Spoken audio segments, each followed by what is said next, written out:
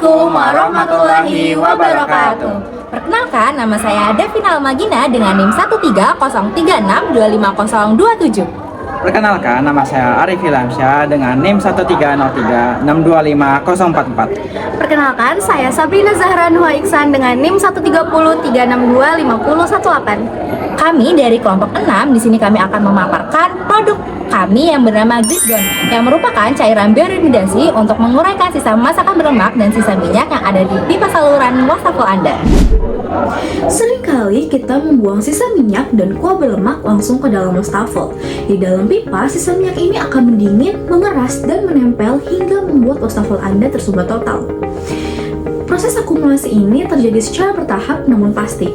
Setiap satu tetes minyak yang dibuang akan membentuk lapisan kerak baru yang akan kian menebal dan mempersempit diameter pipa Anda. Ketika tekanan air tersumbat, ini akan bisa memicu kebocoran pipa dan bisa membuat pipa Anda menjadi pecah. Meski tidak termasuk kategori limbah bahan berbahaya beracun atau B3, membuangnya sembarangan dapat menimbulkan bahaya bagi lingkungan. Di antaranya mengganggu kadar oksigen perairan, merusak nutrisi tanah, dan menyumbat saluran air. Goreng bekas atau minyak jelantah ini dibuang ke air, maka dia akan menyebabkan lapisan dari air ini tertutup oleh lapisan minyak tersebut. Dan di sisi lain, timbul bau-bau yang tidak sedap. Dan karena minyak ini kalau di suhu yang dingin dia akan menggumpal, bisa jadi nanti terjadi penyumbatan di badan air.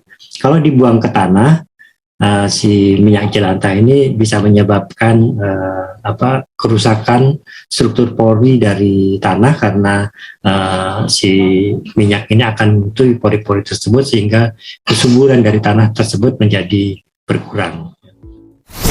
Semua bermula saat kita sering membuang sisa minyak goreng dan sisa masakan berlemak ke dalam wastafel.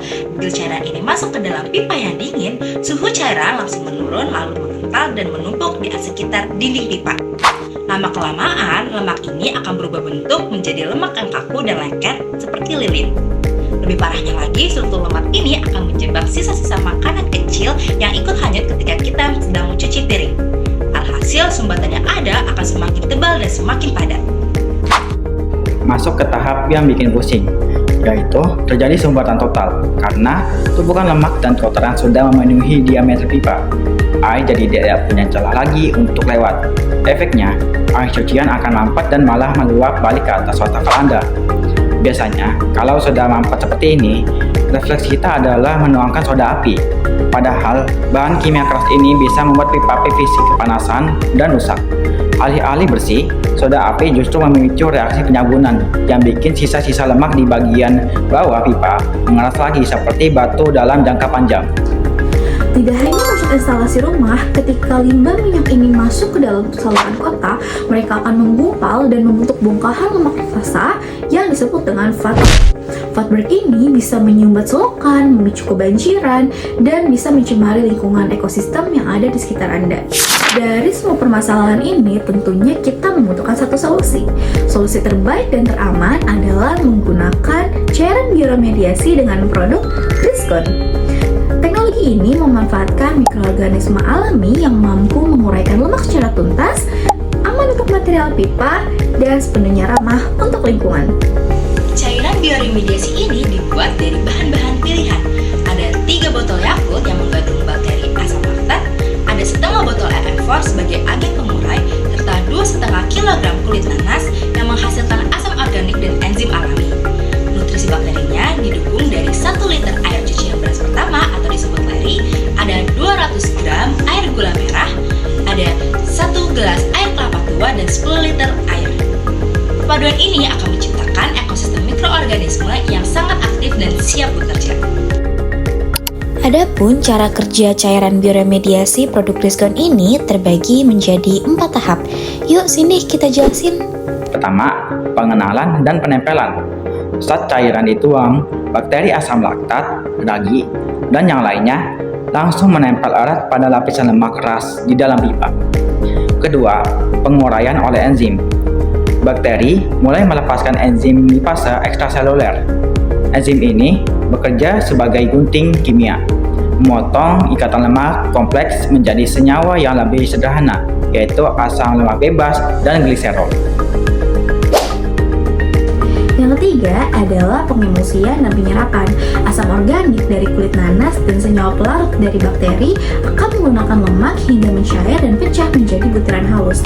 Dalam bentuk emulsi ini, lemak tidak lagi bisa menempel di pipa dan akan diserap oleh bakteri sebagai nutrisi. Tahap keempat, metabolisme dan pembersihan. Di tahap akhir ini, bakteri akan mengubah sisa lemak yang diserap menjadi produk sampingan yang aman bagi lingkungan, yaitu ada air, karbon dioksida, dan sedikit biomasa baru. Pipa pun akan kembali bersih dan kembali lancar.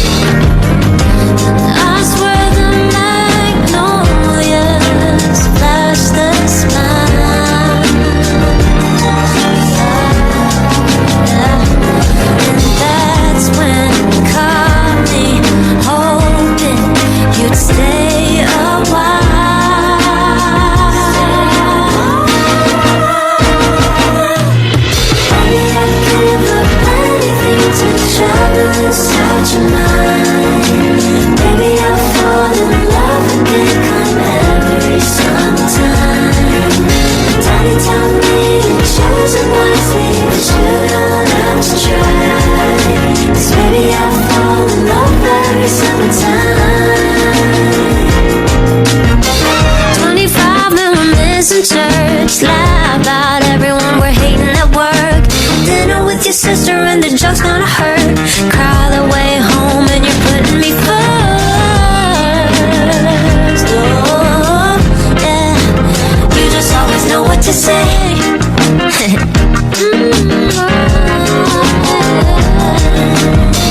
We're strolling down the boulevard, dancing under street lights. Oh, yeah.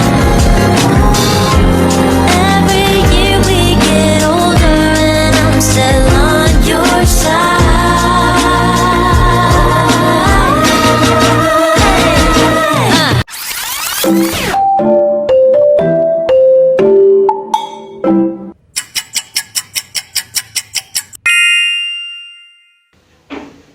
Nah, sekarang kita lihat yuk bagaimana produk Trisgon dapat mengurangkan sisa minyak dan sisa masakan berlemak yang ada di pipa.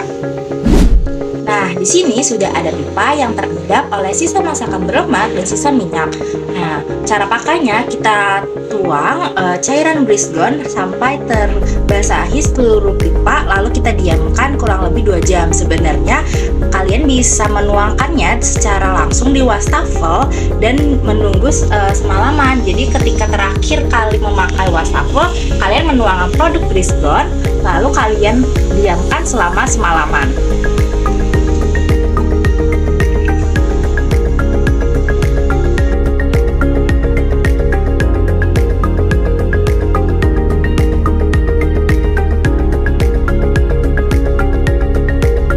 Maksimal kita akan tunggu selama 2 jam.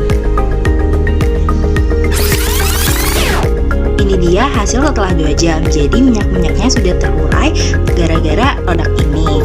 Lalu kita bisa aliri pipa ini dengan air agar seluruh minyak dapat terbawa arus air. Nah, kita aliri ya pipa ini dengan air.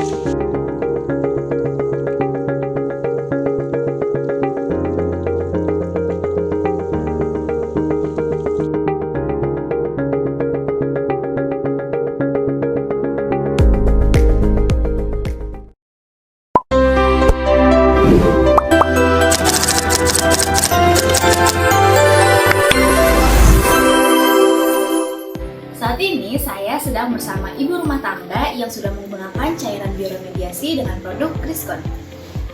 Baik, selamat siang Ibu. Siang. Perubahan apa yang terjadi setelah menggunakan cairan bioremediasi? Awalnya wastafel saya itu agak kayak tercium bau yang agak mengganggu. Tapi setelah menggunakan cairan bioremediasi, baunya sudah tidak ada lagi, sudah tidak mengganggu lagi. Seperti itu, mungkin bau yang tercium itu karena ada endapan yang sudah mengendap di dasar pipa karena adanya sisa minyak yang dibuang lewat wastafel itu. Oh gitu, berarti mungkin sekarang endapannya sudah berkurang atau bahkan tidak ada kali ya. Soalnya baunya sudah tidak tercium lagi, sudah kayak tidak mengganggu lah. Kalau kami sudah menggunakan cairan bioremediasi sebenarnya 2 kali. Oh, baik. Terima kasih Bu jawabannya. Sama-sama.